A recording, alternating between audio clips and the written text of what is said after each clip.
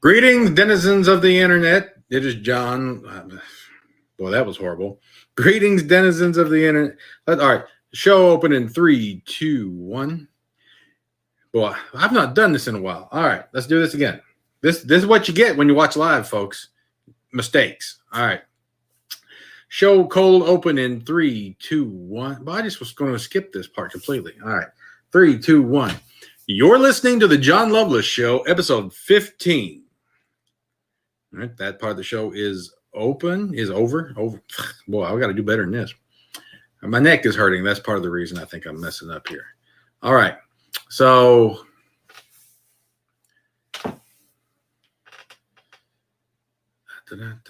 all right. Main body of the show in 3, 2, 1. Greetings, denizens of the internet. It is I, your Admiral Jon Loveless. I am a businessman. I am a podcaster. I am a minister. I am a motivational speaker. I am many things. And today I'm here with you to talk to you about some of the things that you need to know to help you live a better life. That's what we do here. And we thank you for being a part of the show here. We would appreciate it for those of you that are watching live on YouTube, if you would like and subscribe so that you get notifications about future videos that are coming out. For those of you that are listening after the fact on the podcast, thank you for being here with us. We want you to subscribe and catch every episode as it comes out. We appreciate so much that you guys are part of the community here and you're enjoying what we're doing and you're continuing to help us promote and spread the word. We thank you so much for that. Wow. So a lot been going on, and a lot of things going on in our world, in our community. I mean, just things are topsy-turvy, upside down, crazy. We're going to get into all that in just a moment. But first, let me start with this. Everybody dreams of their kids, going further than they did.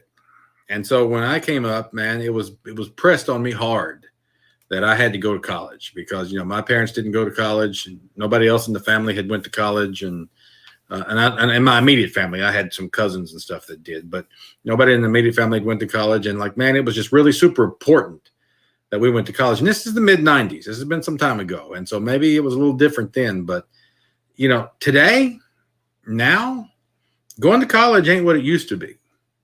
And there are some reasons why maybe if either you're coming of age where you're thinking about going to school because you're graduating high school, or if you've got kids that are graduating high school, a college education isn't what it used to be. In fact, it might be a hindrance. It might be a burden for your kids or for you to go to college. And there are a couple reasons for that. So I'm going to lay out for you here in the next few minutes 4 reasons why you maybe shouldn't go to college. Maybe college is not the golden parachute that we used to think of it. I mean, the golden ticket. Anybody with a college degree had it made. They had guaranteed employment, good income, benefits, job security, the whole 9 yards, man. If you had that degree, man, you could walk with your head held high into any job interview, and you were pretty much a shoo-in. That's the way we used to think about it. It's not necessarily the case anymore. In fact, unless you're going into one of the STEM fields, and we say STEM, S-T-E-M, that's science, technology, engineering, and mathematics. Unless you're going into one of those fields, it's highly questionable, highly debatable whether or not the college education is worth it at all. And there are a couple reasons for that. Number one is the crushing student loan debt. Okay, now this is just important. It's something for you to think about. The average cost of a public college for your complete, ride, the whole 4 years, if you get a 4-year degree, the average cost these days is about $25,000, a little more, for an in-state college. $40,000, a little more, for an out-of-state college. That's huge. And then if you go to a private college, you're talking about at least $50,000. And depending on the the notoriety of that private college, well above that. I mean, you start talking about your Harvards and your Yales and things like that, you're talking about hundreds of thousands of dollars. Okay. And when I give you those figures include tuition, room and board, transportation, books, supplies, the whole 9 yards, everything that you would need. Many colleges to now require you to stay on campus. When I went to school back in the day, it was optional. You could live at home. You could live on campus. It was your choice. Many colleges today are requiring at least the first year that you actually live on campus. They say that this is essential for getting the complete college experience. I tend to think it's a money racket. They want the room and board money and they're going to require you to stay there to get it. That's my genuine feel. So if you finance that, because, I mean, the ideal thing is that if you're going to go to college and you're going to pay all these expenses, either you're going to have mom and dad pay it, which is going to hurt them financially. You're talking about, jeopardizing their retirement, or unless they're just money bags, right? Or you are going to have to get scholarships. And if you can't get scholarships, you might be able to apply for grants. But if those two things don't happen, guess what? You're borrowing the money. Now, the student loan program is pretty easy in this country. You don't even have to have stellar credit or good borrowing record or anything to load yourself up with student loan debt. The federal government will give a loan to just about anybody to go to college. And so you walk out of college and you've got this interest-bearing note bearing down on you that is equivalent to almost a house or better. So you basically are coming out of college with a mortgage and no house to show for it. Okay. So you could spend 10, 20 or more years trying to pay this thing back off, particularly if you don't have a job in one of those STEM fields. Now, why is it important to get a job in one of those STEM fields? Well, the reason is that those STEM fields, when I say STEM, STEM, science, technology, engineering, and math, when you get a job in one of those fields tend to have really lucrative incomes coming right out of school. Okay. So we're talking about your doctors, we're talking about your engineers, we're talking about your rocket scientists, we're talking about your computer techs, people that work at Google and Apple and things like that. These people tend to make, and there are other fields, I'm just throwing a few out. These people tend to make really good money in these industries. Okay. They tend to make huge money. Petroleum engineering, starting out of school, they make like $140,000 a year. Chemical engineering makes like $93,000 a year. Nuclear engineering, $92,000 a year. Actuarial mathematics, $90,000 a year. Electronics engineering, $88,000 a year. And this is right out of school. Okay. So if you want to come out with $50,000 or $75,000 worth of student loan debt and you're making that kind of bank, then you can have that loan paid off in a few years. You're probably doing all right.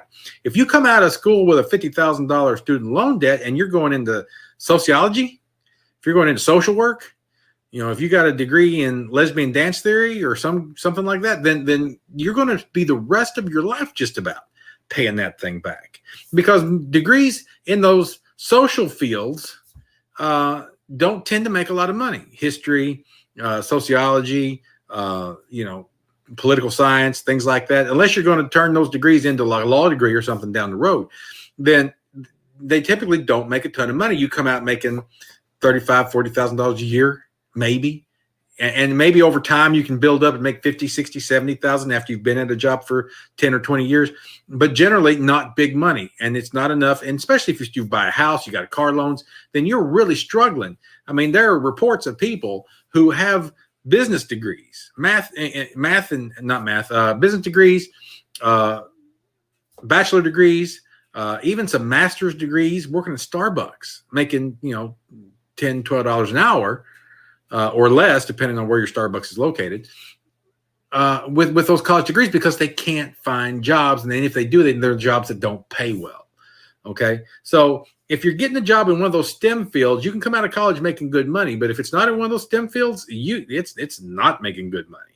And even the S in STEM, the science degrees, like if you've got a degree in biology or something like that, you're not making big money. You got a degree in botany or something like that, or agricultural science, you're not making huge money right out of school, not like those other degrees are. So, if what you want to do if you're going to go into school is you want to major in one of those fields that gives you, the best opportunity to make the most money. So, that's one of the things you have to think about. All right. Here's another thing to consider: surprisingly few job prospects. Oh my gosh. Hey, my cousin Robbie is on here with us. All right. So Robbie got a question. Robbie says, do you think student loan debt will be a thing of the past? Will the government make education more affordable? It's entirely possible. Who can predict the future? Who knows? I know that we've got a Democratic controlled government. I know we've got a Democratic president, Democratic House, Democratic Senate. And I know that free college tuition is something they've been pushing real hard. They want to basically make your basic 4-year degree free for everybody. And who knows? They've got 2 years before the next election cycle to basically get through anything that they want to try to push through. So it's entirely possible that and a bunch of other programs it may happen. It just depends on how successful the Republicans could be to push back against things like that. It would be a ton of spending. It would add a ton to the national debt. And again, I don't know that it's all that highly beneficial unless you come out with, the right degrees in the right categories. So, I don't know. I think over time, because here's the thing, things have shifted, right? Things have changed. So it used to be that everybody kind of went to school and they got their high school diploma. And if you came out with the high school diploma, you could go into any factory and get a decent job. You could go to, a lot of manufacturing jobs and get a decent job. You go work at Toyota, things like that. Okay. The people who then could go on to college then would stand out from the crowd. I mean, he's got a college degree. He's all right. He's something, right? And as time goes on, college is the new high school. And we're getting into that place now where college is the new high school, where now more and more people graduate college. It's not an uncommon thing to be a college graduate anymore. And so because of that, it's not as prestigious to have a college degree anymore, nor does it guarantee you the job placement that you used to get with a college degree. And because of that, I think you may very well see the federal government come in and basically make college the next phase of high school. High school was, the thing that the government guaranteed education, right? You had the public school system guaranteed you would at least go through high school. And then I think now you're going to see the second phase of that will be the 4-year college degree. It's going to be like high school part 2. Federal government's going to maybe pay for it. And then basically it'll just be a guaranteed right that everybody has. But the problem is that you'll get through college at 21 or 22 years old, and you won't have any more job security or opportunities than you did when they came out of high school 20 years ago. See, so that's it. They've upped the threshold of what you have to have just to be average. Does that make sense? So, that's what you're looking at. There are surprisingly few job prospects going forward. The economy is not great right now. COVID has seriously hurt things. But even before COVID hit, like I said, unless you were getting in one of those STEM degrees, like I was talking about, then you were looking at jobs where there's a flood of college degrees, people who graduated and have those degrees, all applying for these same jobs. I know some people in the teaching industry that came out of school with a teaching degree and had a lot of trouble finding placement.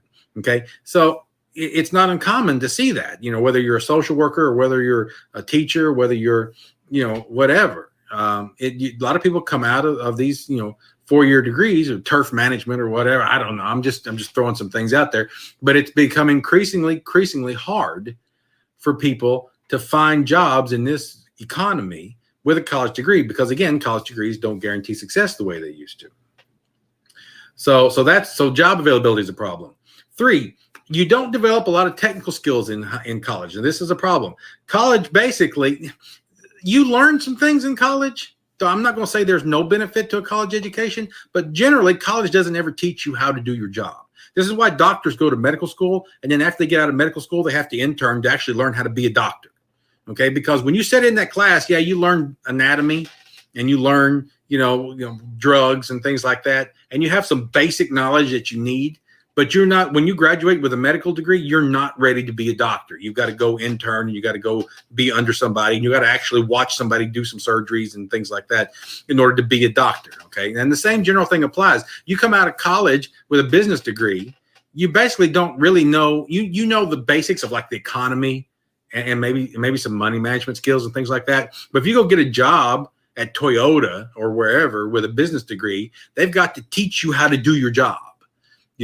You go into the insurance industry, which is the industry I'm in, your business degree doesn't teach you very much about insurance. You got to go learn and you got to go take a 40-hour cram course and then get an insurance license that you don't have to have a business degree for. Okay. So the problem with college degrees is they teach you how to memorize facts and figures.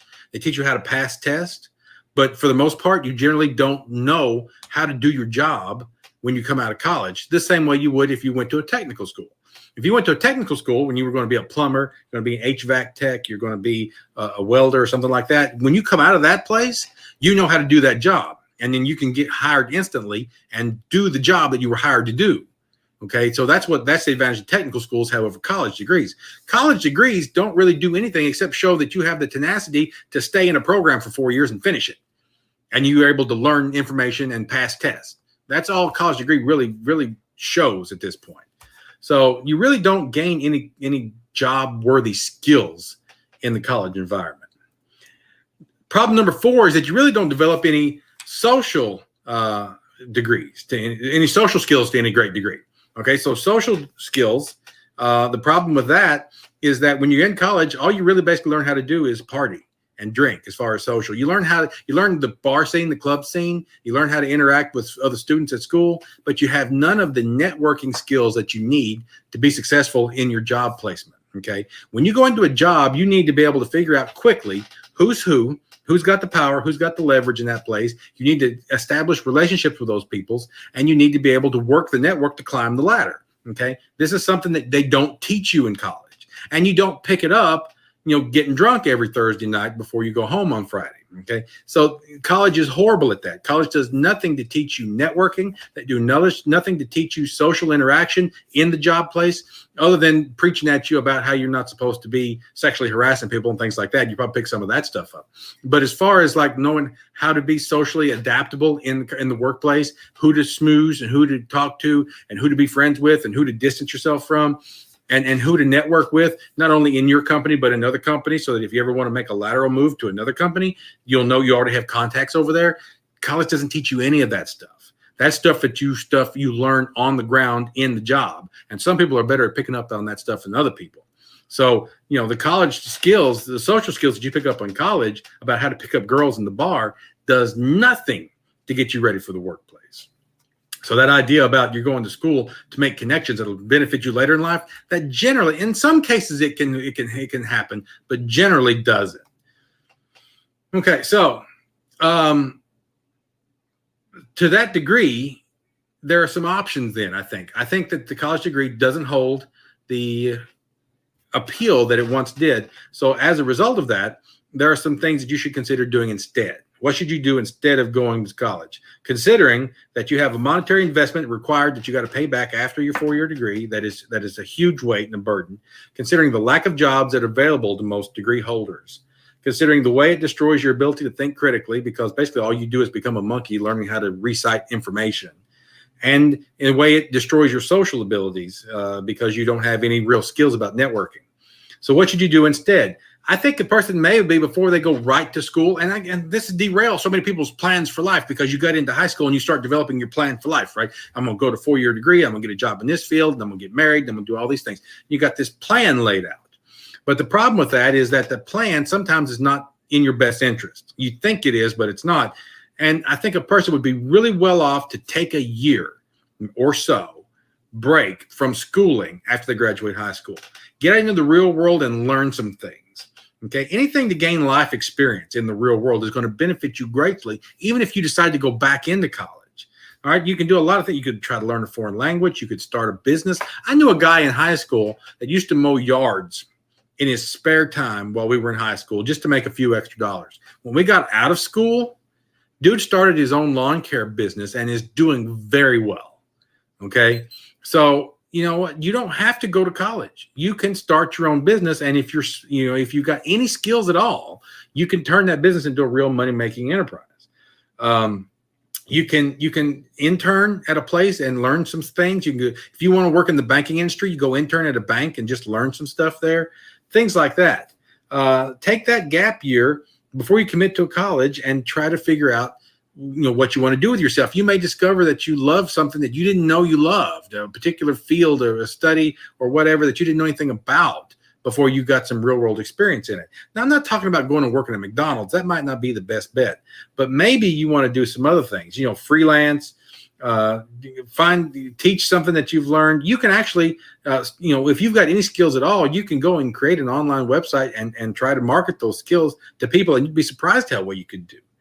You could build websites. You can look up on the internet how to program computers and build websites, and then you can market those skills. There are a lot of things you can do short of going to school. Okay, so any of those things, if nothing else, you might consider the military. Now, I'm not suggesting that you run off and put yourself in the war zone, but if you would think about it, there's a lot of skills you can pick up in the military. I have a family member who recently went to the military just because he wanted to learn how to be a mechanic. and they have just put him through basic training, and he's going directly to an Air Force base where he's going to start working on, you know, Jeeps and tanks and airplanes and all this stuff. And then the information that he will learn there will be invaluable to him. All right. Another thing that you really ought to consider is, instead of college, consider the trade school route, which I talked about. And trade school makes a ton of sense. My son just graduated from welding school, and he's looking for a welding job right now. When he gets into that, he's going to make some serious money. All right. And he doesn't have all the crushing debt that comes with a big 4-year degree from a fancy college. He's got almost unlimited potential income, depending on where he ends up working. If he works on a pipeline or something like that, he makes huge money doing that stuff. So I'm really excited about him. My daughter's in a nursing program. She actually went the college route, but the nursing program pays very well out of school. So she's got a plan. So there are options. And so many people just go to school because they think they're supposed to.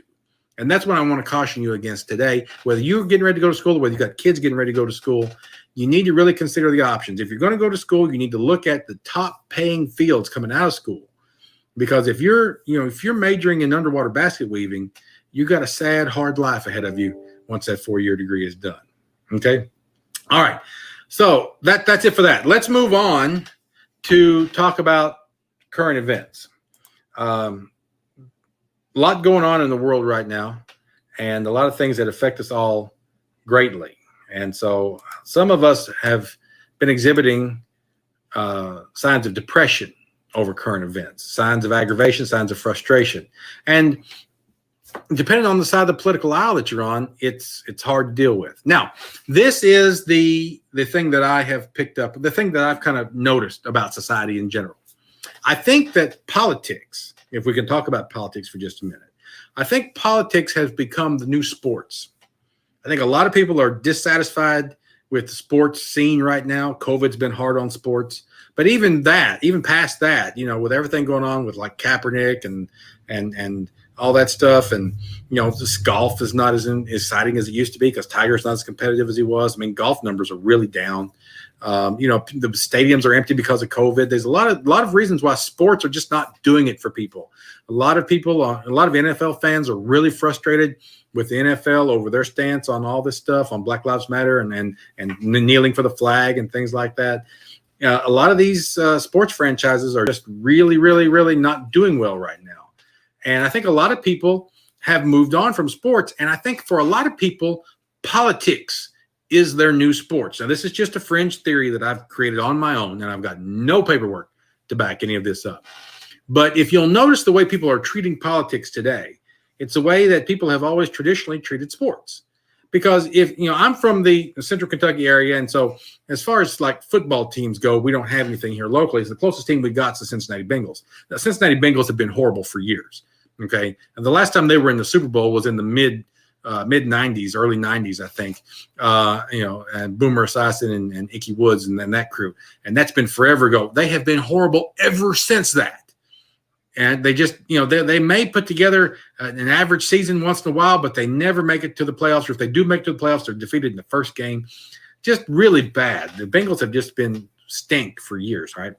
But it doesn't matter because if you're from this area, they're your local hometown team. And maybe you don't love them, but you still feel a little bit of allegiance to them. At least I always did. And so, you've got your team and then you've got the opposition. Now, the opposition, the rival to the Bengals for a lot of people is the Steelers. Now, we've got a lot of Steeler fans in this area, and a lot of people like the Steelers. Okay, but if you're a hardcore Bengals fan, then you can like the Steelers, but not when they're playing Cincinnati. Because when they're playing Cincinnati, then you hate the Steelers that week. Okay, and so it's a big rivalry, man. And so you don't like the opponent, and the people on the other side don't like you. I went to a Bengals game one time where they were playing the Steelers. Okay, this has been several years ago. And we got the tickets we got put us in the Steelers fan section. So here we are, and it's me and my dad, my brother, and my uncle. And if you knew my uncle, you have to know him, right? We were in this section, and they're screaming and yelling about how much the Bengals suck, and there's a sea of yellow all around us. And we're all going, shh, you're going to get us killed. Shut up. And that's because sports fans typically have always been really, really fervent about their team and who they're for. They can't stand the other team, and they love their team, right? Well, I have noticed the similar type behavior about people lately where politics is concerned. Whether you're a hardcore liberal, whether you're a hardcore conservative, the general rule of the thumb today is that you either you love your side and you hate the other side. I don't know how many conservatives I know that really feel like liberals, for the most part, are evil. Not necessarily the rank and file person on the street, but certainly the party people in the top echelons of power. The Washingtonians and those people. They really feel like they're evil. They really feel like they want to destroy the country and tear it down. And hardcore liberals feel the same way about conservatives. Not that conservatives are necessarily trying to destroy the country, but that they don't care about anybody. They don't like anybody. They want to keep all the minorities down. They want to keep women down. They want to oppress people and take the rights, that they're only concerned about money and all this stuff. Hardcore liberals believe this fervently about conservatives, and hardcore conservatives believe what they believe about liberals fervently. And there's almost nobody in the middle anymore. There used to be a strong independent section in the middle, what we called the swing voter. The swing voters are few and far between anymore. I don't know any swing voters anymore, people that might vote one way or the other depending on who the candidate at the time is. I don't know any of those people. People today generally fall in one of the two camps, and they generally, like sports franchises, hate the opposing team. I mean, they just absolutely hate them. Now, we just come out of a really tough 4 years of political vitriol with, Donald Trump. And you can like Trump, you can not like Trump. That's for you to decide. I'm not trying to sway you one way or the other on that. But during that 4 years, the tension between liberals and conservatives were ratcheted up to a fever pitch. I mean, it was really tense. I mean, the liberals were doing everything they could to oppose this guy, to push back on his agenda. Conservatives were doing everything they could to support him and to push back on the liberals. And it boiled over into violence in the streets. I mean, this past year with the Black Lives Matter riots, with the Antifa riots, and then finally in the Capitol riots, whether you're one side or the other side, that's how bad it got. I mean, it's like the 1960s all over again. It is just crazy. Never in my lifetime, and I'm 44 years old, never in my lifetime have I seen anything quite like it. Okay? So yesterday was the 20th, because as I record this for the podcast, today is the 21st. Yesterday was the 20th, and yesterday was the inauguration of Joe Biden as the 46th president of the United States. And if you let me rephrase, if you watch that and you listen to his speech, he said great soaring rhetoric and many impressive, wonderful things about unity and about bringing the country together. And the way I see things right now is, man, that's a pipe dream. That is absolutely a pipe dream, because the 75 million people that voted for Trump are not going to go, well, I guess we lost that one. Well, let's rally behind this new president and give it our all. It's all come together now. No, most of those people, like 80% of them or better, really do believe that Joe Biden was fraudulently elected, which, by the way, is not that necessarily dissimilar from the number of liberals that believed Trump was fraudulently elected because of Russia collusion. So, don't give me any crap about conservatives being conspiracy theory kooks, because the liberals were pushing their own conspiracy theories, for the last 4 years. That's all we heard was Russia, Russia, Russia. Right? So again, not taking sides, but I'm saying you've got both things on both sides. Both sides are guilty of the same thing. So, but you've got 75 million people that are not likely, because they think this thing was stolen, not likely to support this president at all. And for the first time in history, we had armed troops at the Capitol on Inauguration Day. And he stands there with razor wire around him and armed troops to guard him, talking about unity. It just seems a little disingenuous to me, especially after both parties have done everything they could to tear the other side down. And now they expect unity? Not likely to happen. So how does this affect you, the listener? Well, if politics is your new sports and you enjoy it, and you really enjoy the fever pitch of anxiety and tension that exists between these two parties, then have at it, man. That's just, if that's your thing, Enjoy it. You go online and you rant and you rave and you argue with people and you block people and you do whatever you need to do. You go out in public and you hold your signs and you do whatever you do. I wouldn't recommend you do any violence, but some people will. I don't know going forward if the temperature will be turned down, if it'll be turned up. My gut instinct is it gets worse before it gets better. But if you're not a fan of that, if you really would like to see things go back to a little more calm place, what can you do to help make that happen? Well, the short answer is nothing. You can't affect what anybody else does. But how do you live your life then and not let it affect you? Well, there are a couple tips I have on that. Number one, turn off the news. Okay. You don't have to listen to that. You don't have to be in that news cycle all the time. It will affect you. Okay. Two, realize that no politician is coming to help you. Okay. All the promises from different politicians about we're going to do this, we're going to do that, we're going to do that, we're really going to make a difference. No, just get over it. It's not happening. Nobody's coming to rescue you. The best that you can hope for is that politicians create a playing field that is level, that gives you an opportunity. Okay. The best that you can hope for is that they create an environment where you have a chance. That's the best you can hope for. But if you're waiting on Joe Biden or Donald Trump or Ted Cruz or Nancy Pelosi or whoever these people are, if you're waiting for any of them to come in with a package that rescues you and frees you and helps you and changes your life, it's not going to happen. Okay, so if you're waiting for Santa Claus to do something for you, Santa Claus doesn't exist. Get over it. So the best thing that you can do is to try to be self-sufficient. Try to focus on your life and living your best life and making yourself as good as you possibly can. All right. Now, this means a couple things. One, this means becoming independent. If you're dependent on the government for anything, you're in a world of hurt, because Social Security is not going to be there in 20 or so years. It's just not. The thing's going bankrupt. All right. So if you're dependent on the government, you need to figure out something else. All right. So you need to focus on a couple things going forward. You need to focus on increasing your income. You need to focus on paying down debt. You need to focus on putting back money for the future. And you need to focus on being ready for troubling times. Whether that means, I'm not advocating doomsday prepping and anything like that. I'm not talking, building a bunker in the backyard or anything like that. But you never know what might come into your front yard, and you need to be ready to handle it, whatever you think that takes.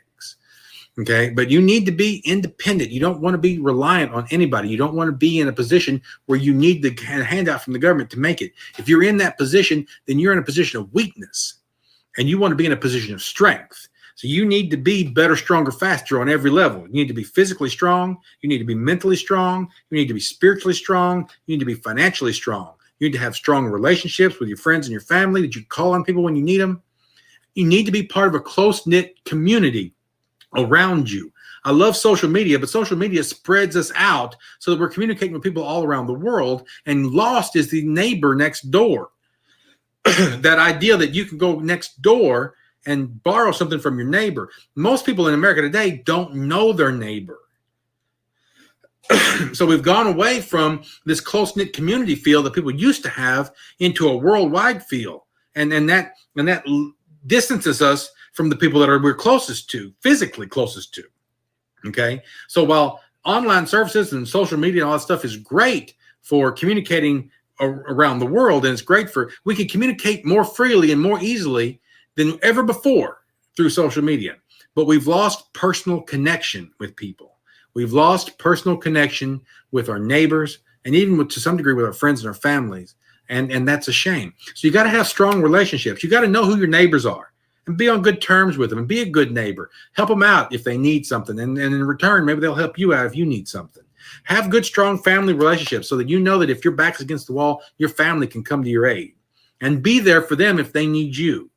And again, make yourself as strong as you can possibly can. And physically, be in shape, man. Lose that weight. Build some muscle, because you never know when things are going to pop off and you got to defend yourself. Okay, you need to be mentally strong. Educate yourself. Know what's going on. You need to be spiritually strong. Be in a church and talk to God, and know that your hope lies not on this earth but in the life to come in heaven.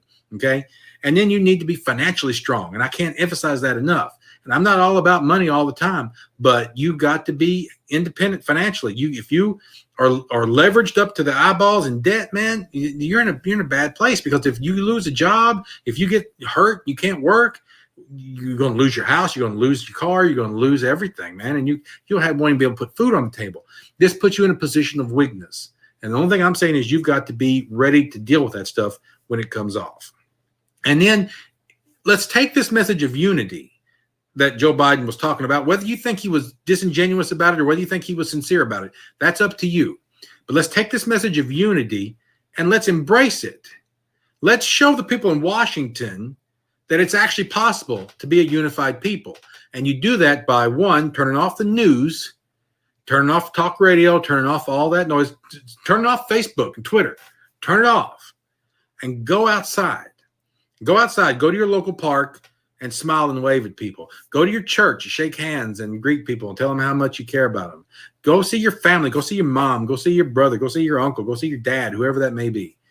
Go see these people and build relationships with people, not online, not on the computer. Okay, and I say this as a guy who's got a strong social media presence because it's what I do. But you can't be all about that. But you can show people how to be unified in your actions. And we can maybe, as a people, show the people in Washington what unity actually looks like, instead of letting them try to show us what it looks like. Because I got a clue for you, they don't know anything about it. They are lost on that subject. Okay.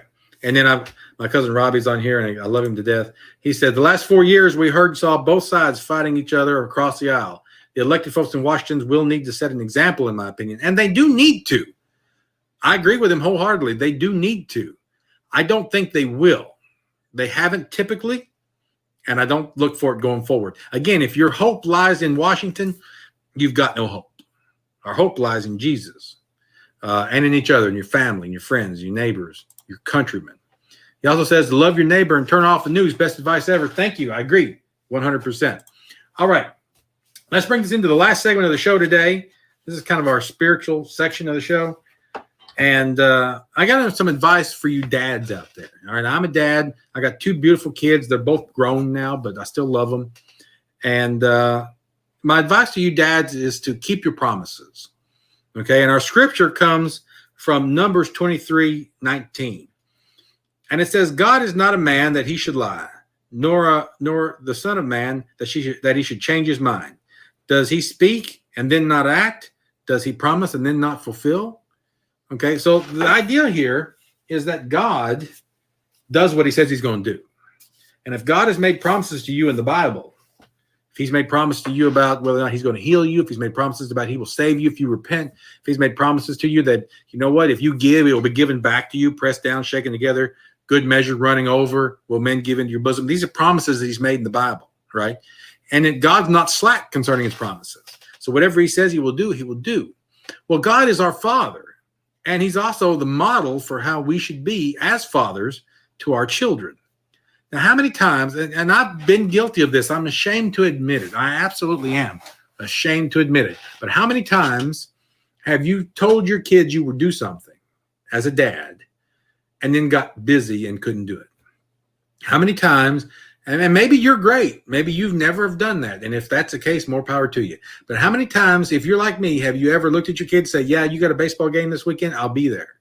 And then something come up at work, you couldn't make it.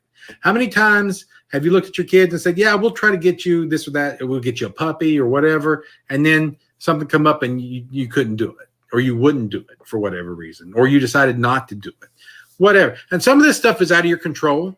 I mean, I'll be honest with you, you can't control everything. So maybe you were going to buy the puppy, but then the puppy that you were going to buy, something happened and you didn't get to buy it because it was sold before you could get to it or something. And sometimes you can, and sometimes your work looks at you and says, yeah, you're going to be here or you're going to get fired. In that case, you can't help it.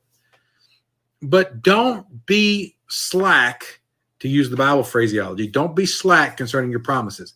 Your kids look up to you.